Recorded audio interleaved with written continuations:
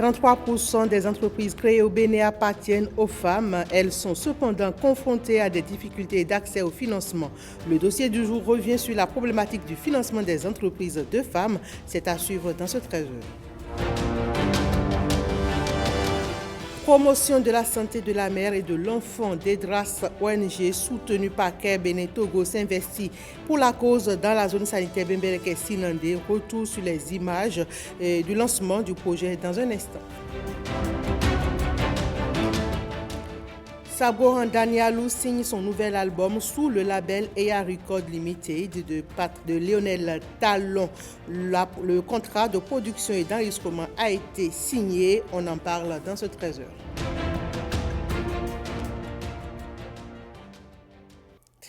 Plus de 438 km de routes sont prévus dans le département de l'Atakora et de la Donga cette année 2024.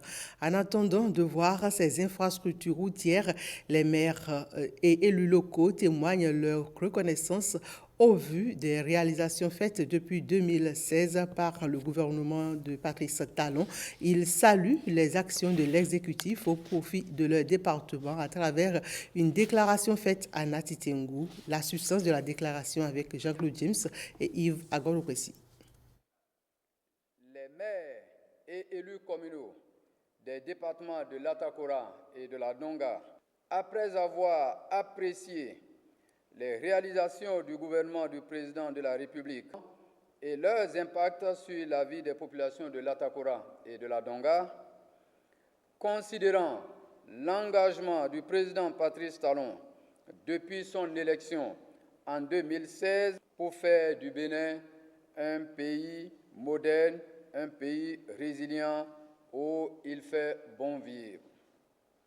Considérant que la lutte contre l'impunité, la corruption, la malversation et le détournement des deniers publics est devenue aujourd'hui une réalité dans notre pays. Considérant la mise en chantier de tout le pays en général dans le secteur routier à travers la construction des routes de bonne qualité et particulièrement dans nos deux départements, notamment les axes Nati Tengu Bokumbe, Savalo Basila Djougou et les bretelles Basila Frontière Togo et Basila Manigri. Et très bientôt, Djougou Kopago Nati Tengu Tukuntunam Tangita Porga, Djougou Peonko Kero Banikwara et Nati Tengu Kwande, tous en cours de construction. Et en perspective, Penesulu, Alejo, Semere, Tiele Materi et Tangeta Kobli. Considérant la promotion de la gouvernance locale, nous, maires et élus communaux de l'Atakora et de la Donga, exprimons notre satisfaction et notre soutien sans faille et sans condition à son Excellence le Président Patrice Talon. Lui témoignons notre reconnaissance pour toutes les actions et particulièrement ses réalisations socio-économiques qui permettent aux populations de nos départements de sortir de la précarité. Restons dans le nord du pays où les premières pluies annoncent déjà une nouvelle saison agricole. L'Association pour la promotion de l'élevage au Sahel et en savane, APES en abrégé, joue à cet effet la carte de l'anticipation pour une cohabitation pacifique des éleveurs et agriculteurs. Le bureau de Basila a organisé une séance de sensibilisation au profit des paysans à la maison des jeunes de la commune. Le point avec Jean-Claude James. Ils sont 500 environ à avoir répondu à l'appel de l'Association pour la promotion de l'élevage au Sahel et en savane. Éleveurs de Basila, de Dassa et du Togo voisin ont suivi avec intérêt les plaidoyers pour la paix et la cohésion entre les communautés. Tous les éleveurs qui sont au niveau de la frontière de Alidjo jusqu'à Balanka, Perkete, autour de la frontière, et tous sont présents. C'est pour renforcer la cohésion sociale et la cohabitation pacifique et harmonieuse.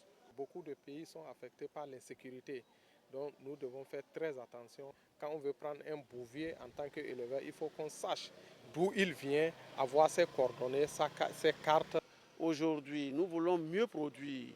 Nous voulons aussi avoir un élevage développé. Nous devons continuer par définir des comportements qui vont permettre aux uns et aux autres de mener leurs activités sans problème. Les conflits éleveurs-agriculteurs, nous voulons que dans la commune de Basila, que cela soit du passé. Invité spécial de ce conclave pour la paix, le haut-commissaire à la sédentarisation des éleveurs applaudit le choix de la période. Cette rencontre se tient au lendemain du décret qui acte la veille pastorale. C'est rassurer encore davantage les éleveurs et les agriculteurs que de toutes les façons ils sont condamnés à vivre ensemble et que le décret qui est ainsi pris par le chef de l'État, c'est pour rapprocher davantage les acteurs et donner un peu les moyens réglementaires à ce que les élus, les forces de l'ordre, tous ceux qui accompagnent, encadrent ces deux acteurs-là puissent avoir les coudées franches pour travailler. Je porte vraiment un message de paix parce qu'on est en démarrage de saison pluvieuse et d'installation donc des cultures. C'est une période très sensible où j'ai exhorté les différentes associations pastorales et agricoles à se concerter davantage pour que chacun puisse sensibiliser ses membres pour que la cohésion sociale soit une réalité dans notre pays. Le gouvernement joue sa partition pour l'atteinte de cet objectif à travers la mise en œuvre de plusieurs projets comme COSO, PROCER et autres. Et pendant ce temps, le ministre de l'Agriculture, de l'Élevage et de la Pêche poursuit sa tournée de sensibilisation dans le septentrion. Gaston Dossoui était à Banikwara et à Kéru pour outiller les cotonculteurs sur le programme de fertilisation des sols grâce à l'usage de 3 engrais. Bruno Swahili et Rosemont Tiakwe ont suivi ces 2 étapes. Action d'anticipation du ministre de l'Agriculture sur le terrain. À quelques jours du démarrage des semis du coton, Gaston Kossi Dossoui au contact des cotonculteurs de Banikwara, commune reine du coton au Bénin, pour la sensibilisation sur le nouveau programme de fertilisation des sols. Les applications dont nous parlons ici sur le cotonnier, c'est pour renforcer la productivité. Si le coton passe de 1 tonne à 1 tonne 5, c'est le paysan qui gagne. Il gagne 4 fois au moins le surplus d'engrais théoriquement que vous calculez là, qu'il met cette année. Mais ce que l'humanité gagne, c'est que les terres resteront fertiles sur plusieurs années. Kéru, commune en tête de la mécanisation de l'agriculture, autre étape de la tournée de sensibilisation du ministre de l'Agriculture. Ici, le fort dispositif en machines agricoles, ajouté à la mise en œuvre du programme de fertilisation des sols prévu pour la saison agricole en cours, constitue un gage pour faire basculer Kéru dans une autre dimension du rendement cotonnier. Vous avez assez d'attelage dans Kéru. Vous devez préparer très vite vos champs et faire la prestation pour les autres. Dans cette préparation de champs, je ne veux pas que tous les ans, on mette le tracteur pour retourner la terre. Nous avons des équipements pour tracer la ligne de semis. Pour cette première raison d'équipement, je sais que vous allez gagner. La deuxième raison, vous ici à Kéru, vous n'avez pas posé de problème pour SSP. Mais je vais profiter pour dire l'avantage que vous avez. L'avantage, c'est que le SSP même est quelque chose qui vient nourrir le sol pour permettre à ce que l'acide qu'il y a dans le sol, là, ça diminue et les engrais qu'on met maintenant soient mieux utilisés par la plante. Cette campagne de sensibilisation au programme de fertilisation des sols vise à toucher un échantillon de 5209 cotonculteurs sur l'ensemble du territoire national. La démarche et le timing de cette campagne de sensibilisation ne laissent aucun agriculteur indifférent. Ils ont d'ailleurs retenu la leçon donnée par le ministre de l'Agriculture pour une meilleure bonification des sols. Voici quelques témoignages. 22 des 46 communes productrices de coton fortement sensibilisées simultanément sur l'ensemble du territoire national au réajustement opéré pour la fertilisation des sols afin de bonifier la production cotonnière. La démarche du ministre de l'Agriculture est saluée par les cotonculteurs désormais outillés pour améliorer leur rendement. On a apprécié son initiative avec une très grande joie. On est content, on est très content. Cette initiative a été bien faite, je dis, parce qu'il est arrivé au temps qu'il doit venir nous faire ça. Vraiment, et on est très content. 3 types d'engrais, à savoir le SSP, le NPK et l'urée, entrent en ligne de compte pour le processus de fertilisation des sols cette saison agricole pour réaliser des performances éloquentes pour le coton.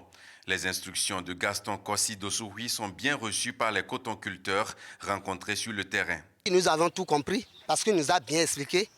Le ministre a bien expliqué, le président de la fédération a fait sa contribution là-dessus, le président UCOM a fait sa contribution là-dessus. Vraiment, nous avons bien compris. C'est à nous maintenant, il reste maintenant à nous d'aller relayer à la base aux producteurs pour pouvoir bien l'appliquer.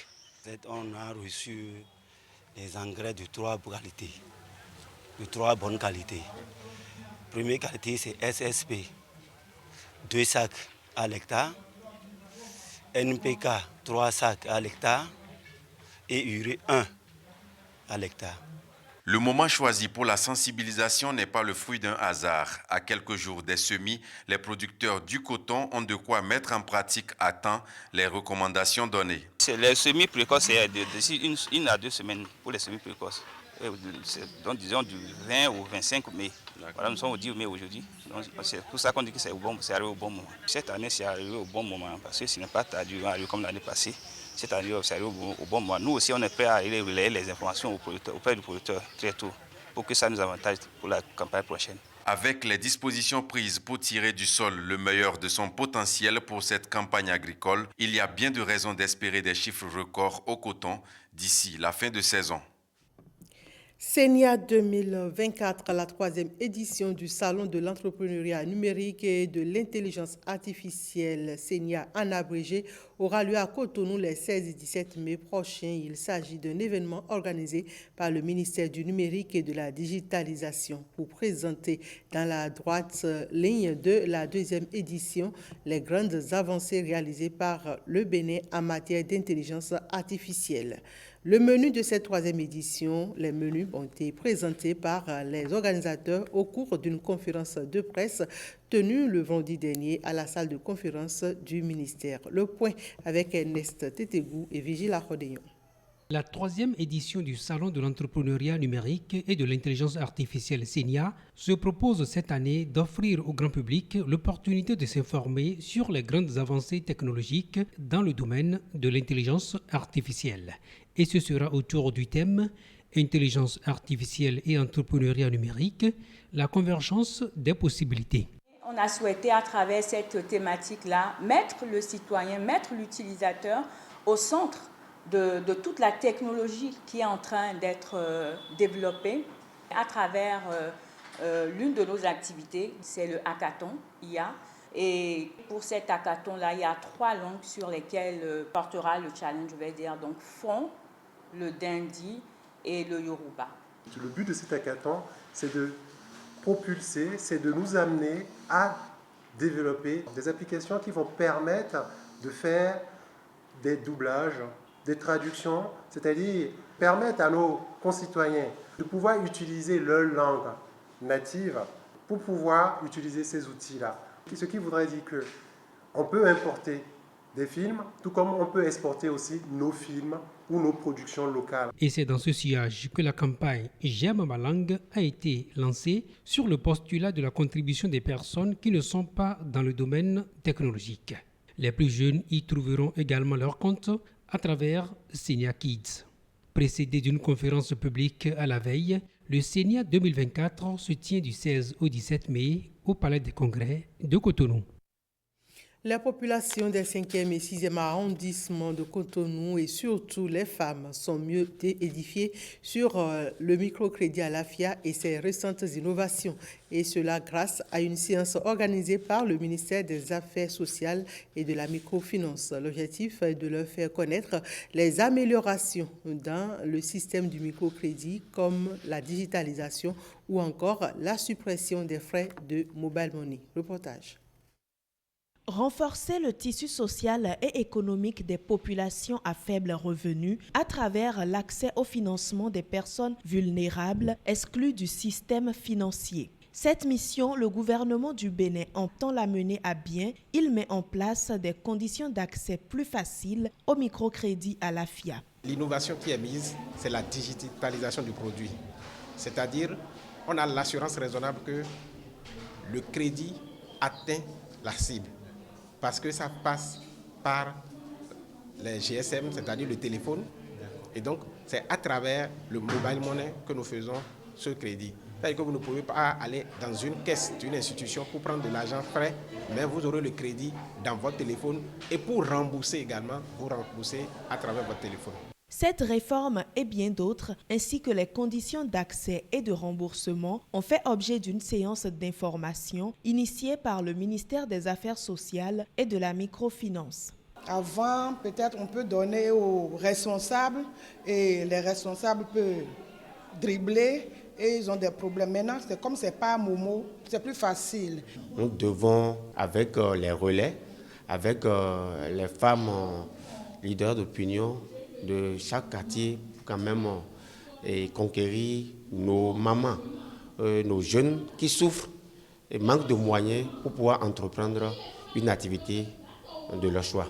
Des échanges avec les représentants de systèmes financiers décentralisés ont également permis aux participants d'être mieux outillés.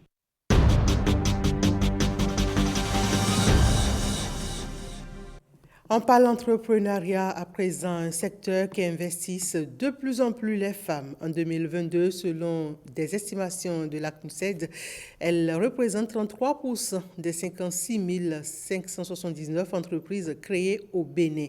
Mais dans le secteur, elles sont parfois confrontées à des difficultés comme l'accès au financement, thématique que nous développons dans notre dossier du jour. Et le dossier est réalisé par Amantou Lawani, Ernest Tetegou, Bénédicte Kossou et Ariane Da Silva. Le temps de vous expliquer de mieux. Des femmes entrepreneurs béninoises en plein échange avec le directeur général de la Société financière internationale. Les femmes béninoises sont connues pour leur esprit entrepreneurial et pour moi c'était une opportunité d'échanger avec elles et d'écouter d'abord les contraintes auxquelles elles font face. L'un des défis pour ces femmes entrepreneurs, c'est l'accès au financement. Aujourd'hui, l'accès au financement constitue l'un des principaux problèmes. C'est clair qu'il faut créer le terreau assez fertile par la formation, l'accompagnement, mais forcément, il faut l'accompagnement en termes de financement pour pouvoir supporter tout ce qui est connaissance théorique. Et le gap aujourd'hui est très criard en termes de, que ce soit de façon générale sur le plan de l'entrepreneuriat, mais de façon spécifique pour ce qui concerne les femmes. C'est capital parce que lorsque vous avez un produit à mettre sur le marché, il vous faut acheter de la matière première, il faut par exemple les emballages, il faut également un budget pour la communication. Donc je pense que le financement c'est au cœur même de la concrétisation d'une idée, de la mise en place d'un projet. Les femmes constituent un moteur pour le développement économique et elles sont pour la plupart du temps investies dans le développement des activités génératrices de revenus, le commerce, mais elles n'ont souvent pas accès au financement pour être à la base macro du développement économique. Selon un rapport publié par le cabinet de conseil en économie numérique, Tech Cabal Insight, entre 2019 et 2023, les startups africaines dirigées par des femmes ont réalisé des levées de fonds d'un montant cumulé de 209,3 millions de dollars. Le rapport précise que ce montant ne représente que 1,54% du montant total des levées de fonds réalisées par les jeunes pousses opérant sur le continent durant la période. Plusieurs raisons peuvent expliquer cette difficulté d'accès au financement. Non seulement à cause du contexte culturel, du contexte traditionnel, où la femme n'a pas été habituée à être dans des positions de gestion et l'industrie de financement est gouvernée en majorité par les hommes en fait. Donc de plus en plus, il nous faut peindre la femme dans cette position pour pouvoir habituer les esprits en fait à avoir davantage de femmes et surtout attiser les esprits à aller dans ce sens pour financer davantage de femmes. Un financement dont tous les entrepreneurs ont besoin et qui peut prendre plusieurs formes. Un entrepreneur peut s'autofinancer lui-même, comme il peut mobiliser des ressources à l'extérieur. Et donc, en voulant mobiliser ces ressources à l'extérieur, il ira voir peut-être des associés ou des investisseurs, il ira voir des banques ou des institutions de microfinance, il ira également voir des gens ou des fondations qui vont lui faire des subventions ou bien des aides publiques. Il ira également mobiliser par exemple des communautés et donc le financement permet d'assumer cette croissance de l'entreprise. Une entreprise, c'est une machine qui va vous consommer de l'argent avant de vous produire de l'argent. Donc il faut injecter de l'argent dans l'entreprise pour qu'elle puisse générer de l'argent. Pour relever ce défi, les femmes entrepreneurs du Bénin peuvent désormais compter sur l'accompagnement de la Société financière internationale. Nous allons pouvoir appuyer un certain nombre de femmes entrepreneurs en termes de financement. Il y a eu une discussion sur l'assistance technique, la formation et le besoin de créer un écosystème qui permette justement d'absorber ces ressources qui seront mises à disposition, mais surtout attaquer des marchés qui sont des marchés nouveaux. Des actions qui viendront renforcer la dynamique du Bénin en matière de promotion des petites et moyennes entreprises.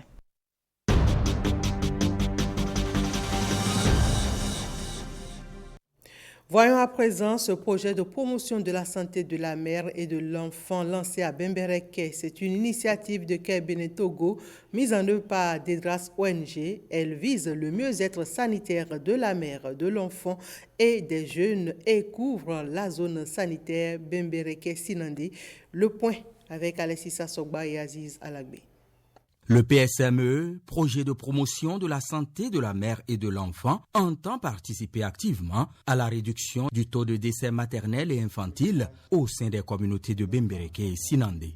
D'un coût global de 800 millions de francs CFA, il est cofinancé par le ministère des Affaires étrangères et européennes de Luxembourg et Care Luxembourg. Care International Bénin Togo travaillera aux côtés de Care Luxembourg pour faciliter l'accès aux soins de qualité aux femmes et aux enfants, renforcer l'autonomie financière des femmes pour faciliter leur accessibilité financière aux soins et renforcer l'implication des jeunes et des femmes dans la définition et le suivi des politiques en matière de santé. C'est en effet un projet phare pour Care Luxembourg. Nous continuerons à travailler aux côtés de nos partenaires pour assurer que chaque femme ait accès à des soins de santé complets et sécurisés de manière durable. En parfaite adéquation avec les derniers plans de développement communaux et le programme d'action du gouvernement volet santé, le PSME vient ainsi booster la dynamique sanitaire pour l'atteinte des objectifs dans ce domaine. Je renouvelle ici et maintenant la disponibilité des maires de Bembereke et de Sinandé, dont je me fais porte-parole, à accompagner toutes les actions entreprises par ce projet, ainsi qu'à appuyer les acteurs sur le terrain. Ainsi, je voudrais exprimer toute la reconnaissance du gouvernement béninois et celle des populations à Care International pour tous les efforts consentis à travers ces nombreuses interventions en faveur de la promotion des droits des femmes et des filles. Le PSME vise une cible d'environ 180 000 individus, dont plus de la moitié restent des femmes. Le projet couvre la période 2024-2027. Préserver la santé des végétaux à tout prix, c'est un impératif qui devrait permettre aux hommes de maximiser les ressources naturelles au profit des générations à venir et atteindre les objectifs de développement durable. À la faveur de la Journée internationale de la santé des végétaux, un accent est mis cette année sur les bonnes pratiques pour assurer leur santé. Dans le reportage qui va suivre, Marlène Kassa revient sur l'importance de la protection des végétaux par l'homme.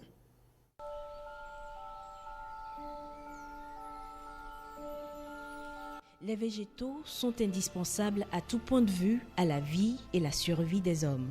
Ils constituent 80% de la nourriture que nous consommons et fournissent 98% de l'oxygène que nous respirons. Dans plus de 240 millions de conteneurs qui circulent à travers le monde chaque année, se trouvent des produits végétaux. L'Organisation des Nations Unies a proclamé le 12 mai comme la Journée internationale de la santé des végétaux. D'après ces études, les voyages et les échanges internationaux contribuent à la dissémination d'organismes nuisibles aux végétaux et la hausse des températures est aussi un facteur de propagation de ces organismes nuisibles et des maladies des végétaux. Cette situation entraîne par ricochet une hausse de l'utilisation des pesticides ayant un effet néfaste sur les pollinisateurs qui jouent un rôle déterminant dans la préservation de l'environnement. Il est essentiel de protéger la santé des végétaux en encourageant des pratiques écologiques telles que la lutte intégrée contre les organismes nuisibles par la mise en application des normes internationales pour les mesures phytosanitaires. Il existe aujourd'hui des solutions innovantes qui permettent de simplifier le processus, d'accélérer et de sécuriser les échanges commerciaux.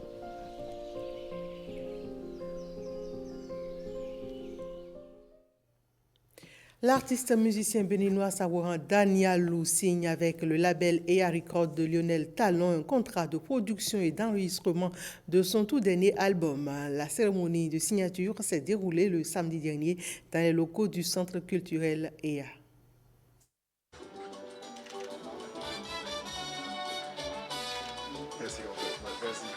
EA Records Limited et Saboran Danialou se donnent la main pour la production du dernier album de l'artiste.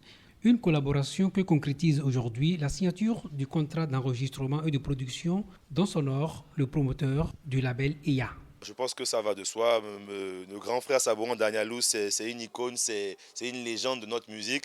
Et quand nous avons eu l'occasion de nous rencontrer, de discuter, et il est venu ici pour aussi enregistrer au tout début l'album. Et bon, pour moi, la volonté de collaborer était tout à fait naturelle. À notre grand honneur, je pense qu'il a ressenti la même chose. Donc aujourd'hui, c'est pour nous vraiment plus qu'une fierté. Comme je dis, c'est un honneur. Et qu'on puisse avoir notre premier grand artiste signé sur ce label, que ce soit le grand frère Saboran, vraiment, les mots me manquent. Voilà. Je suis très ému aujourd'hui, très content.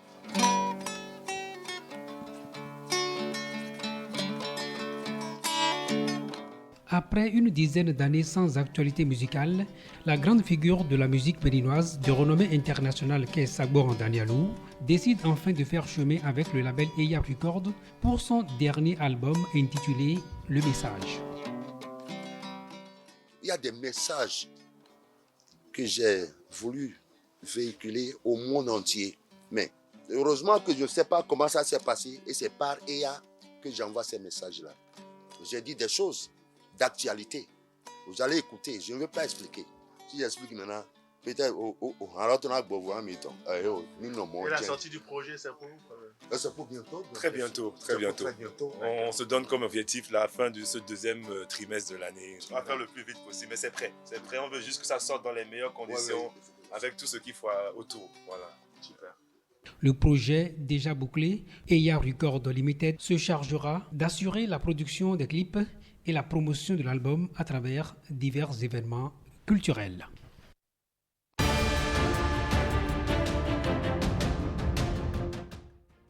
Et l'interactualité en bref, c'est avec Gloria Oni. Une attaque ukrainienne sur une ville frontalière russe a provoqué l'effondrement partiel d'un immeuble d'habitation. Des images montrent de la fumée s'échappant d'un gros tas de décombres situés sous l'espace où se trouvaient les quartiers résidentiels. Des habitants exaspérés déplacent des véhicules et des blocs de pierre pour tenter d'aider la mission de sauvetage en cours.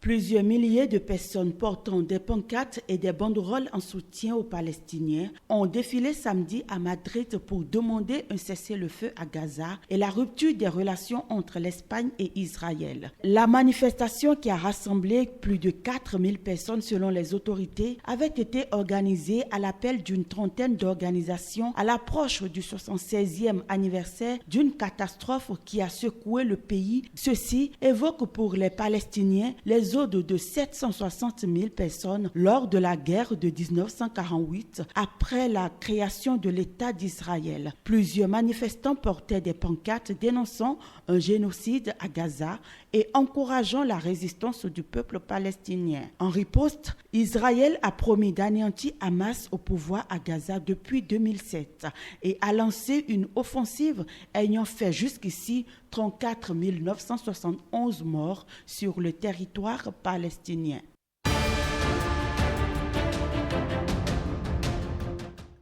Les Catalans votent à Barcelone pour élire 135 députés de leur parlement régional. Le Parti socialiste du Premier ministre espagnol espère montrer que la Catalogne a tourné le dos à ses velléités séparatistes en tentant de remporter les élections régionales face au chef de file de la tentative de sécession de 2017.